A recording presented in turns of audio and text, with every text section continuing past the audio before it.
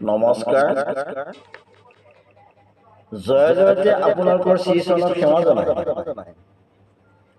আজিৰ ভিডিঅ' মাজলৈ আগবাঢ়িছোঁ। আজিৰ বিষয়ভাগ হ'ল গুৰুৰ উপদেশ কাৰ দ্ৰব্য ঈশ্বৰে গ্ৰহণ নকৰে।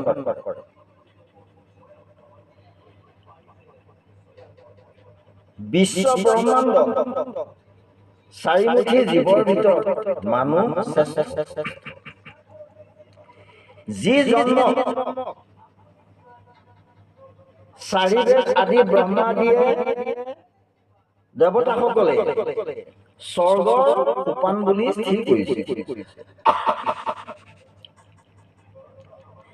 সেই দেৱদুৰ্লভ জন্ম জীৱক সদ্গতি দিব নোৱাৰি শিয়াল, কুকুৰ, গাহৰি, কীট পতংগ হৈ সংসাৰৰ বাৰে বাৰে জন্ম মৃত্যু জৰা ঘোৰ নৰক যাতনা ভোগ কৰিব লগা হলে মানুহ জন্মৰ প্ৰয়োজন কি?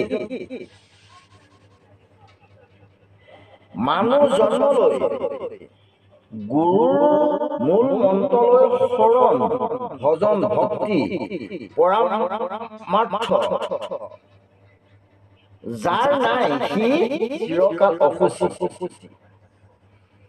আকৌ কৈছো, মানুহ জন্ম লৈ গুৰুৰ মূল মন্ত্ৰলৈ শৰণ ভজন ভক্তি পৰমাৰ্থ যাৰ নাই সি চিৰকাল অসুচি।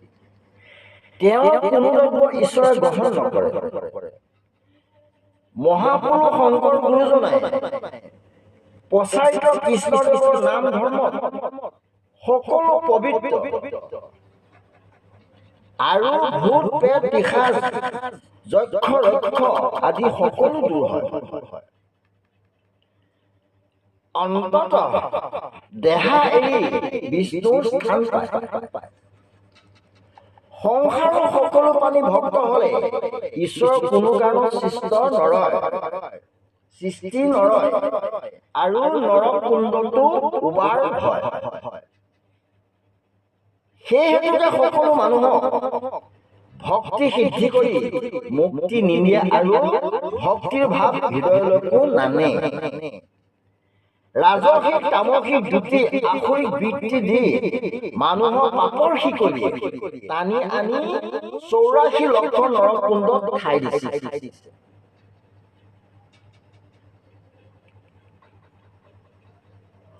ঘোষাত মাধৱদেৱ গুৰুজনাই লিখিছে, ৰজু গুণময় তমো গুণবৃত্তি কেৱল আসুৰি ভাৱ শুদ্ধ সত্ববৃত্তি দেৱৰ সম্পত্তি লয়া বজা কৃষ্ণ। ৰজ তম গুণৰ কাম ক্ৰোধ দম্ভ অহংকাৰ আসুৰিক বৃত্তি ত্যাগ কৰি শুদ্ধ সত্য গুণত দ্ৰব্য অৰ্থাৎ সংসাৰ বন্ধনৰ পৰা মোচন হৈ মানুহেই দেৱতা হ'ব। মায়াক শেষ কৰি সংসাৰৰ বন্ধন এৰাই জ্ঞান অংকুশে মনত গুৰু দেৱ নাম ভকতক যি লগাব পাৰে সেই দেৱতা, সেই তৰিব। ভক্তি মাতৃ মায়া মাতৃ দুজনা। মায়া মাতৃয়ে জীৱক ঘোৰ সংসাৰী কৰি অধোগতি নিয়ে। ভক্তি মাতৃয়ে ভক্তি মাৰ্গলৈ টানি মুক্তি দিয়ে। আকৌ কৈছো, ভক্তি মাতৃ মায়া মাতৃ দুজনা। মায়া মাতৃয়ে জীৱক ঘোৰ সংসাৰী কৰি অধোগতি দিয়ে। ভক্তি মাতৃয়ে ভক্তি মাৰ্গলৈ টানি মুক্তি দিয়ে। ব্ৰহ্মাই সজে বিষ্ণুৱে পালন কৰে, মায়াই মধ্যস্থ হৈ অধৰ্মৰ ফালে টানি নিয়ে। এতেকে গুৰু উপদেশ মানি সিংহ পৰাক্ৰমে অধৰ্ম ত্যাগ কৰি মন সংলগ্ন কৰিব।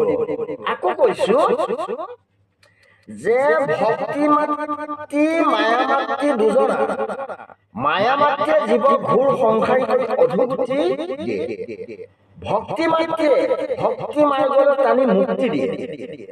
ব্ৰহ্মাই সজে বিষ্ণুৱে পালন কৰে, মায়াই মধ্যস্থ হৈ অধৰ্মৰ ফালে টানি নিয়ে। এতেকে গুৰু উপদেশ মানি সিংহ পৰাক্ৰম অধৰ্ম ত্যাগ কৰি মন সংলগ্ন কৰিব। আজি ইমানতেই সামৰণি মাৰিছোঁ।